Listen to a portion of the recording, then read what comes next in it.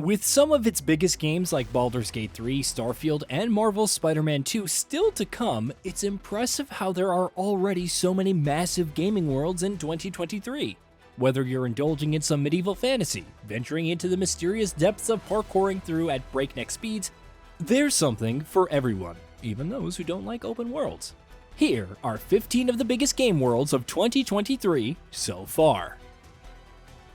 Final Fantasy XVI. Behind you.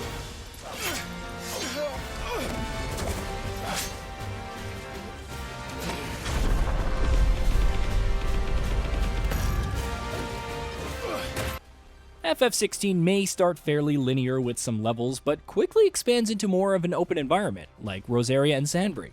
Those vistas are gorgeously rendered, and you'll discover more side quests, interesting characters, and notorious marks to take down. Later, you'll probably search for some rare materials, and maybe take on some high-level hunt targets. The Legend of Zelda: Tears of the Kingdom. Tears of the Kingdom's events are in the same Hyrule as Breath of the Wild, and while there are similarities between the two maps, the sequel's size is simply breathtaking. The Sky Islands hold numerous secrets, while the surface has been revamped with new dungeons, shrines, skyview towers, and areas. Then there are the depths with overwhelming gloom and hidden secrets that beg to be explored. Suffice it to say that the new Zonai vehicles are a must when getting around. Diablo 4. Even if one region can blend into another at times, Diablo 4 has an impressive scale.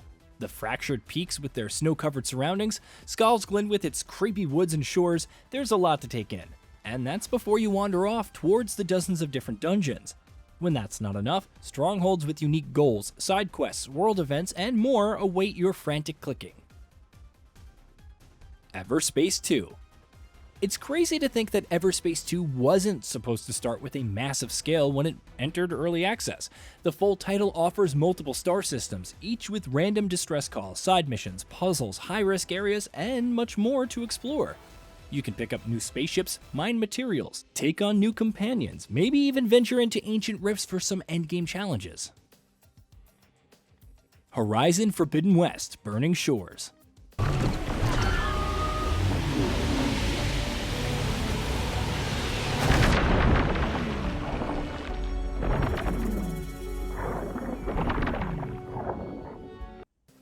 Burning Shores is an expansion, meaning it won't approach the base game's scope and scale.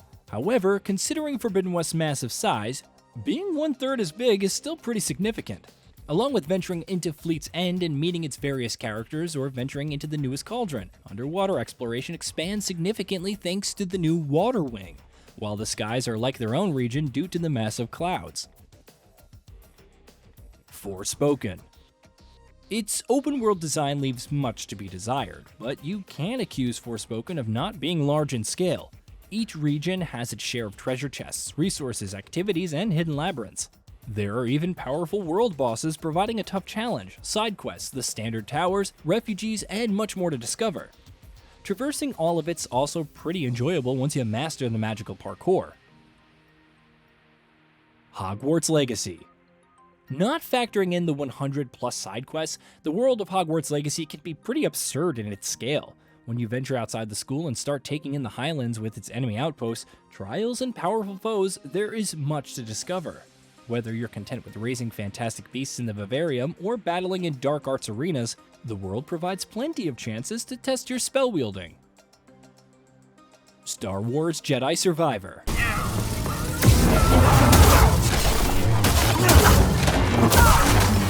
Okay, you can fight. Yeah, you too.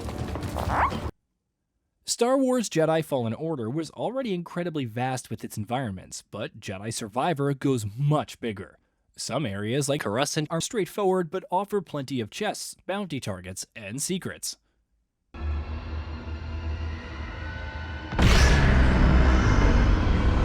Cal, gotta go! Cal, come back! Cal, where you... Like a Dragon ISHIN. The Yakuza Like a Dragon series has prided itself on packaging its world with stuff to do, and Like a Dragon ISHIN is no exception. Kyo, during the Bakumatsu, is full of restaurants to eat at, schools to train, and even underground arenas to fight. not counting the dungeons. You'll spend much of your time running around, helping people in deep side stories, and maybe some farming on the side. Even if its structure is from 2014, ISHIN's world design carries over into the modern era quite well. Sons of the Forest. Despite being in early access, Sons of the Forest offers a vast sandbox to mess around in. The expanded building and options allow for creating extensive bases, but there's plenty to see when you venture into the caves or discern the island's mysteries. Foraging for resources during different seasons with Kelvin, sledding off the highest peak, or fighting for your life, Sons of the Forest truly has it all. Dead Island 2. Foregoing its predecessor's open-world approach, Dead Island 2 relies on self-contained levels teeming with zombies.